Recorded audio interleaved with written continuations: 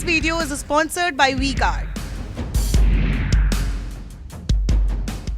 मैं ईडी पर भी आऊंगी। रशीद किदवई, मुस्कुरा रहे हैं आप। तो अभी राम मंदिर जनवरी में, 22 जनवरी प्राण प्रतिष्ठा, दूसरी तरफ ओबीसी का एजेंडा लेकर, कास्ट सेंसस का एजेंडा लेकर कांग्रेस भी शामिल हो गई क्षेत्रीय दलों की मांग में। दोनों में versus caste census versus Ram मंदिर, कौन एज लेता हुआ दिखेगा 2024 में? मुद्दा बनेगा ओबीसी का। जी देखिए, गरिमा जी जो आप कह रही हैं वो बड़ा महत्वपूर्ण प्रश्न है और उसका जवाब तो 24 के चुनाव के बाद ही आएगा। लेकिन प्रथम दृष्टि में जो प्रतीत होता है कि एक दिलचस्प मुकाबला है। देखिए, हमारे देश की जो इस समय की राजनीति है उसमें एक तो पूरा जो एनडीए है, नरेंद्र मोदी जी का पूरा जो एक उनकी पर्सनालिटी कल्ट है, और दूसरी तरफ एक क्षेत्रीय दल है और तीसरी तरफ कांग्रेस है।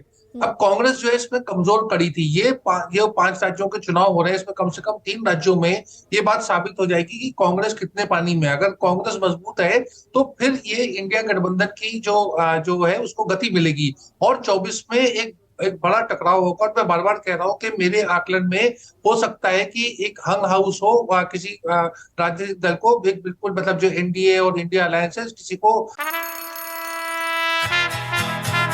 La la la la la la la la la la Rahul तन के साथ मन को जगाओ वी-गार्ड वाटर हीटर्स के संग। वी-गार्ड जो है बिल्कुल एक जो है स्पष्ट बहुमत ना मिले। और इसीलिए ये महत्वपूर्ण जो 23 का चुनाव है बहुत ज्यादा महत्वपूर्ण है कि कांग्रेस किस किस्म की जीत दर्ज करती है। मध्य प्रदेश में कैसा उसका प्रदर्शन रहता है, राजस्थान में कैसा रहता है। क्योंकि देखिए जो क्षेत्रीय दल है जैसे डीएमके है, टीएमसी है, जेडीयू या आरजेडी वगैरह, वो अपने राज्यों में मजबूत है, उसके ऊपर किसी को बहुत ज्यादा संदेह नहीं है। तो ये जो वोटों का या सीट्स का जो एक कमजोर कड़ी है वो कांग्रेस रही है। और कांग्रेस अगर 100-125 सीटें लाने की स्थिति में आ जाती है लोकसभा के चुनाव में, तो वो अब बात ये होती है कि 18 में भी ऐसी हुआ था, कांग्रेस ने राज्यों में प्रदर्शन अच्छा किया लेकिन फिर लोकसभा में नहीं किया। तो गरिमा देखिए, हर एक समय की स्थिति एक जैसी नहीं रहती। 18 का चुनाव अलग था, 19 का और यही पूछना चाह रही हूँ कि 2018 और 19 का जो कॉम्बिनेशन हम बताते हैं कि 18 में जीत गई कांग्रेस तीनों राज्य, 19 में तीनों राज्यों में क्लीन स्वीप बीजेपी ने कर लिया, तो 2024 ये अलहदा कैसे देखें फिर हम?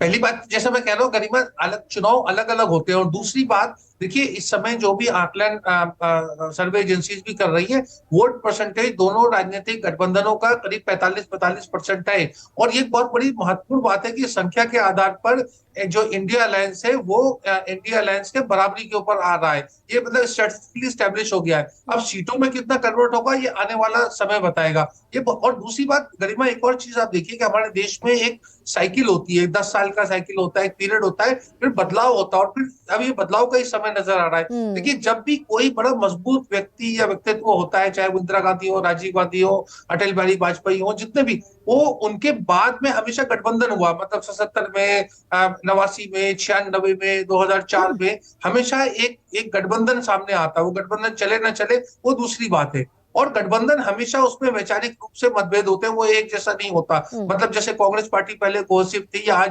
भाजपा कोहेसिव है, इसकी उम्मीद हमें इंडिया अलायंस से नहीं करनी चाहिए। उसमें खटपट भी होगी, विरोधाभ्यास भी होगा, बयानबाजी भी होगी, नुक्ताचीनी होगी, लेकिन वो जमे रहेंगे क्योंकि उनके नहीं, पास लेकिन कोई और 77 विकल्प की नहीं है। आप रशीद किदवई बात कर रहे हैं, 77 की, भाई 77 में तो इमरजेंसी लग चुकी थी, जेपी आंदोलन हो चुका था, अनंत विजय। क्या अभी 2024 में 1977 वाली सिचुएशन है कि भाई सारे गैर कांग्रेसी लोग साथ आ गए और इंदिरा गांधी की सरकार को उखाड़ फेंका?